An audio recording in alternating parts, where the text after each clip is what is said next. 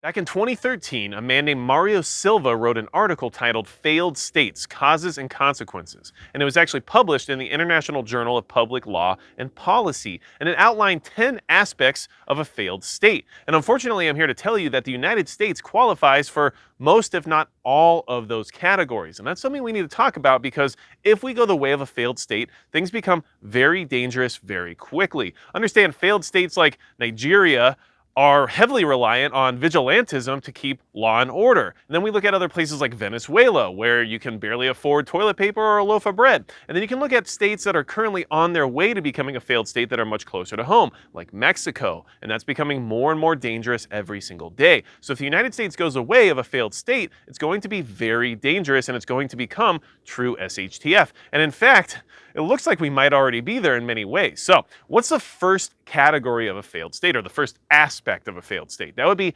absence of rule of law. And I think we can all agree that, especially in our urban centers here in the United States, absence of rule of law is in existence and it is a problem. We know that criminals are running rampant and they're being let go without any type of prosecution, and things are happening to the degree of WROL quite a bit, if you would ask me. So the second aspect of a failed state is authoritarian rule and clan loyalty. And I think we can agree that the federal government qualifies for authoritarian rule, especially with some of the stuff they're trying to pull right now. And clan loyalty could definitely be applied to our political system, understanding that people are very loyal to their ideological agendas and they won't stray one way or the other, regardless of they disagree or agree with everything within their platform. So this is something that we, in my opinion, would also qualify for. The third thing is political instability and lack of legitimacy.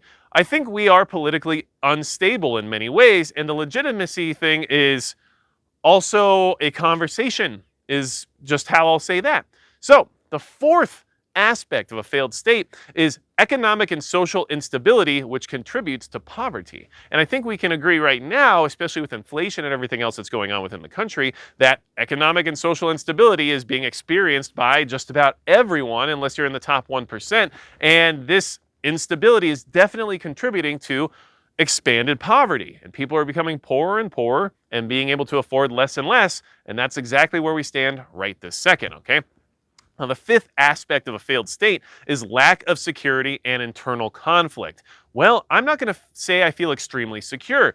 We have lack of security at the southern border. We have lack of security in our airspace, apparently. We have lack of security in the cyber warfare realm. And then we also have lack of security here in our own homes. The police are very far away, no matter where you live, because they're overly busy and you're just not very secure any longer. And then we also know that internal conflict definitely exists. We know that the powers that be are constantly pushing us to try to fight with each other, and that's just going to get worse and worse, at least in my opinion. So those things are definitely on the table. Now, really quick, I need to mention that the biggest supporter of the channel is Midway USA, and they help me do what I do here, and they definitely support the fact that more and more Americans are getting prepared for whatever may come. So a big thank you to Midway USA for helping me out. And what's the sixth aspect of a failed state?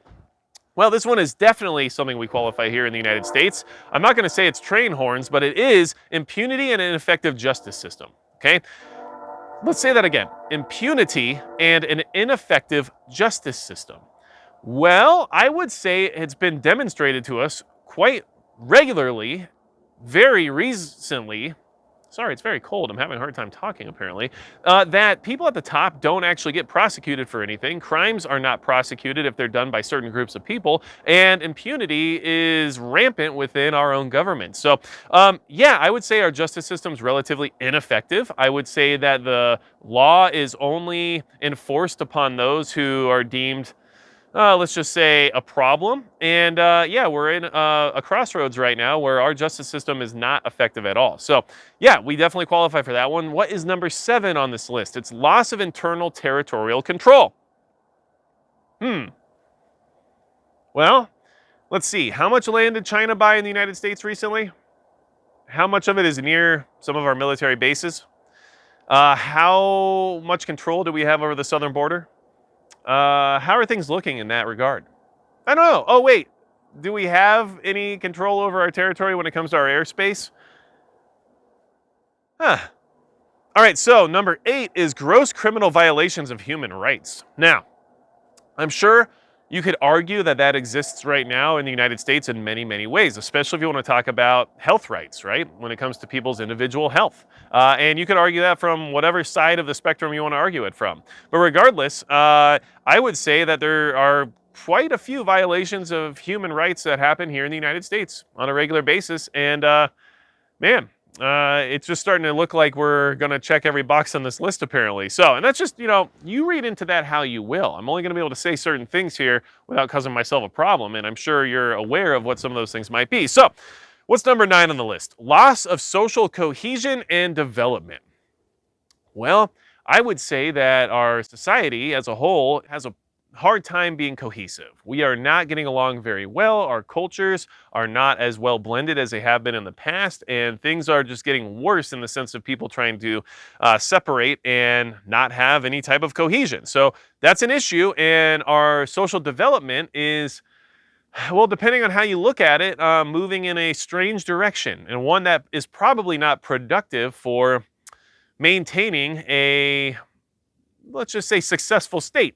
So it looks like a failed state is probably more likely just based on the trajectory of things right now. And number 10 on this aspect list of aspects of a failed state is corruption and weak institutions, such as weak bureaucracy. Well, I would say that corruption exists. I think we can see quite a bit of it within our own political landscape. I would say that our institutions are relatively weak.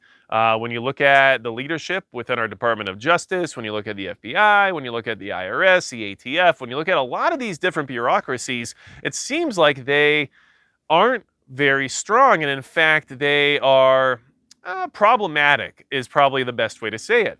So yeah, are there good people within those organizations? I am sure there are. Are the organizations themselves being led astray? It does seem that way in many ways. So look, these are 10 aspects of a failed state that I just went over with you.